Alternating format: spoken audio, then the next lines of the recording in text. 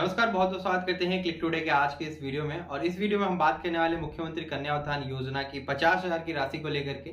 साथ ही साथ अगर इंटरमीडिएट की हम बात करें तो इंटरमीडिएट पास छात्राओं को जो है फर्स्ट डिवीजन वाली छात्राओं को जो है 25,000 की राशि दी जाती है। उसके लिए एप्लीकेशन प्रोसेस फिलहाल 15 जुलाई तक के जो हो रहा है, लास्ट डेट 15 जुलाई है, जो भी 2023 में छात्राएं उत्तीर्ण हुई हैं। इसके बाद अगर हम बात करें 2019 से 22 सेशन जो भी छात्राएं जो स्नातक अपना पास करी हैं, या फिर 2018 से 21 सेशन जिन भी छात्राओं ने एप्लीकेशन प्रोसेस अपना फिल किया था और उसके बाद किसी कारणवश फादर्स नेम के मिसमैच की वजह से या फिर अकाउंट की वजह से रिजेक्ट हो गया उनका फॉर्म, तो उनको क्या करना होगा। और जितनी भी छात्राएं 2023 में जो है 2019 से 22 की सेशन की रही और पास आउट 2023 में की है, तो उनका जो एप्लीकेशन प्रोसेस कब से स्टार्ट होगा इसको लेकर के बात करेंगे। और डॉक्यूमेंट क्या क्या आपको लगने वाले हैं वो हम आपको बता देंगे और उन सारे डॉक्यूमेंट्स को रेडी करके आप लोग रख लीजिएगा। तो सबसे पहले तो बात कर ले कि जो भी 2018 से 21 सेशन की छात्राएं थी जिनका भी फादर्स नेम मिसमैच का इशू आ रहा था, अगर आपने अपना डॉक्यूमेंट जैसे कि आपने अपना फाइनल ईयर का मार्कशीट, अपना आधार कार्ड, अपना बैंक पासबुक का वगैरह का डिटेल्स जो है अगर आप जमा कर दी हैं यूनिवर्सिटी में जाकर के और नाम अगर ऐड हो गया आपके पिताजी का, तो आप लोग रीअप्लाई कर लीजिए। रीअप्लाई करने के बाद जो है फिर से 3 महीने का प्रोसेस है, 90 दिनों के अंदर अंदर जो आपके अकाउंट में जो पैसे क्रेडिट कर दिए जाएंगे। हालांकि बहुत लोगों का इसके बाद भी रिजेक्शन हुआ है।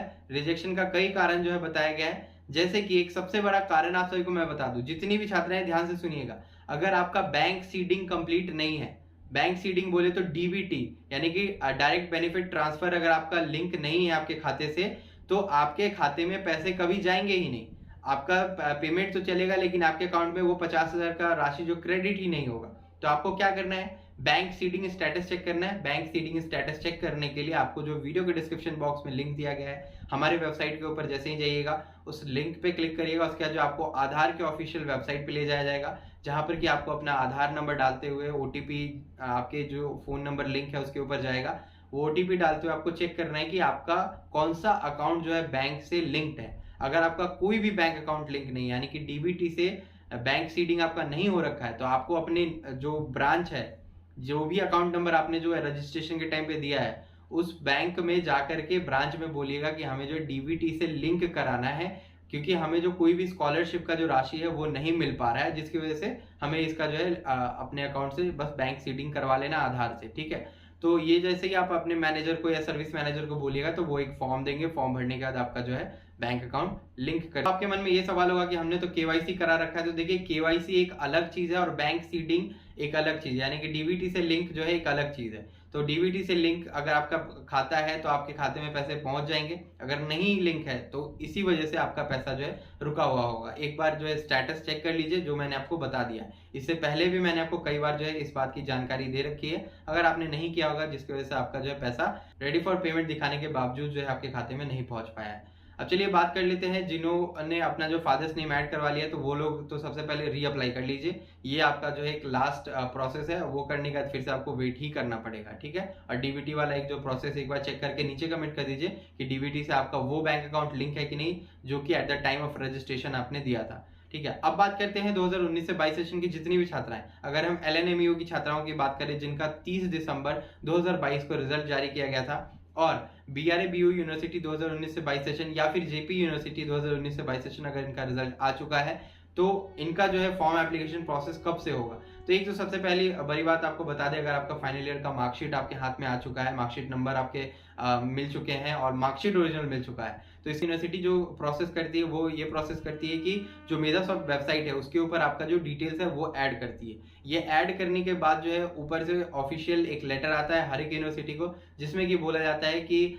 2019 से 22 सेशन की छात्राएं या फिर 2020 से 23 सेशन की छात्राएं जो भी उत्तीर्ण हो चुकी हैं, उन सभी का डिटेल्स ऐड करने के बाद जो एप्लीकेशन प्रोसेस इस डेट से शुरू किया जाएगा। तो एप्लीकेशन प्रोसेस तो तभी संभव है, एजुकेशन डिपार्टमेंट से आप लोग का जो है लेटर आ जाता है जिसमें कि आप लोग को एप्लीकेशन प्रोसेस करने का मौका दिया जाएगा और डेट वगैरह बता दिया जाएगा, तभी आप लोग एप्लीकेशन प्रोसेस कर सकती हैं। फिलहाल अगर आपके हाथ में ओरिजिनल मार्कशीट नहीं आया है तो अभी आपको इंतजार करना पड़ेगा तब तक के जब तक कि आपका ओरिजिनल मार्कशीट आपके हाथ में नहीं आ जाता है। ओरिजिनल मार्कशीट जब आपके हाथ में आ जाता है उसके बाद यूनिवर्सिटी का काम वही है जो कि मैंने आपको बताया है, आपका सारा डिटेल्स मेधासॉफ्ट की वेबसाइट पे ऐड करेगी। उसके बाद आपको स्टेटस चेक करना है कि पर आपका जो नाम आया कि नहीं लिस्ट में, ये चेक करने के बाद ही जो आप लोग अपना एप्लीकेशन प्रोसेस कर सकती हैं, जब भी कभी जो है डेट निकाला जाएगा। अब बात रही कि डॉक्यूमेंट क्या क्या लग सकते हैं। तो डॉक्यूमेंट में आपको सबसे पहले तो मैं बता दूं, आपका फाइनल ईयर का मार्कशीट आपके पास होना चाहिए, क्योंकि उसके ऊपर मार्कशीट नंबर प्रिंटेड होता है। और आपका जो रजिस्ट्रेशन नंबर है वो सही सही होना चाहिए। रजिस्ट्रेशन नंबर और मार्कशीट नंबर डालने के बाद जो है आप पहले तो ये लिस्ट में चेक करिएगा कि आपका नाम उसमें दिया गया है कि नहीं।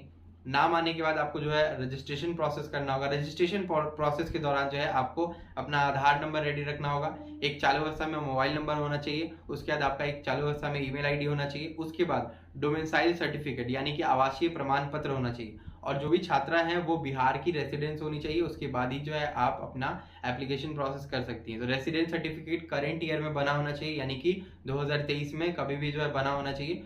BRCCO जो लिखा रहता है, यानी कि आपके ब्लॉक लेवल पे जो आप डोमिसाइल सर्टिफिकेट बनता है वही आप जो है यहाँ पे इस्तेमाल कर सकती है। SDO लेवल वगैरह वाला जो आप डॉक्यूमेंट इस्तेमाल नहीं कर सकती, इसलिए उसको आप अवॉइड करके ही चाहिए। बैंक अकाउंट वो चालू अवस्था में होना चाहिए और वो बिहार के ही किसी ब्रांच में होना चाहिए। और एक और चीज, जिनका भी बैंक मर्जर हुआ है वो अपना नया वाला पासबुक लेकर के रख लेंगे, जैसे कि इलाहाबाद बैंक वगैरह जो इंडियन बैंक से मर्जर हुई है तो उनका जो है एक नया पासबुक इशू है, नया IFSC कोड हुआ है, तो वो सभी जो डॉक्यूमेंट्स है वो आप लोग एक बार पहले ठीक करके रख लेंगे। यानी कि जैसे कि आपका IFSC कोड, अकाउंट नंबर, ये सब सही होना चाहिए, तभी जो है आपका ये प्रोसेस कंप्लीट होगा। आफ्टर दैट आपका जो है पेमेंट आएगा। अगर नहीं होगा सही डॉक्यूमेंट या फिर नहीं सही डाटा आप देती हैं तो फिर आपका 1 से 2 महीने के बाद रिजेक्ट होने का जो केस आपके सामने निकल करके आएगा। इसलिए सारे डॉक्यूमेंट्स को आप लोग मैच कर लीजिए। ऊपर से अगर आपका फादर्स नेम, आपका नाम अगर डॉक्यूमेंट पे कहीं भी मिसमैच मिलता है तो आपका फॉर्म रिजेक्ट कर दिया जाएगा। इनफैक्ट आपके आधार पे जो वार्ड नंबर वगैरह जो लिखा रहता है उसी से आपका जो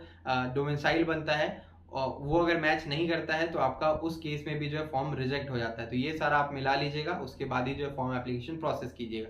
अब एक सबसे बड़ा सवाल है कि जो भी शादीशुदा छात्रा हो चुकी हैं, मतलब कि जो भी लड़की जो शादी कर चुकी है, विवाहित हो चुकी हैं, तो क्या उनको भी ये राशि मिल पाती है? तो जी हाँ, उनको भी ये राशि मिल पाती है। अब रहा बात कि बहुत छात्राएं क्या करती हैं कि अपना आधार पे एड्रेस वगैरह जो है चेंज करवा लेती हैं, अपने हस्बैंड के घर का दे देती है, अपने फादर के घर का जो एड्रेस बदलवा लेती हैं, वहाँ का नहीं रहता है। तो इसके वजह से भी जो दिक्कतों का सामना करना पड़ा है कुछ छात्राओं को, क्योंकि मेधासॉफ्ट के बारे में कोई नहीं जानता है कि कब कौन सा प्रोसेस और कौन सा सिक्योरिटी रीजंस की वजह से आपका फॉर्म रिजेक्ट कर दे। तो अगर आपका आधार कार्ड पे एड्रेस वगैरह चेंज हो गया है तो मैं यही बोलूंगा कि आपके फादर का अगर एड्रेस आपके आधार पे है तो वेल एंड गुड है, उससे कोई दिक्कतों का सामना नहीं करना पड़ेगा।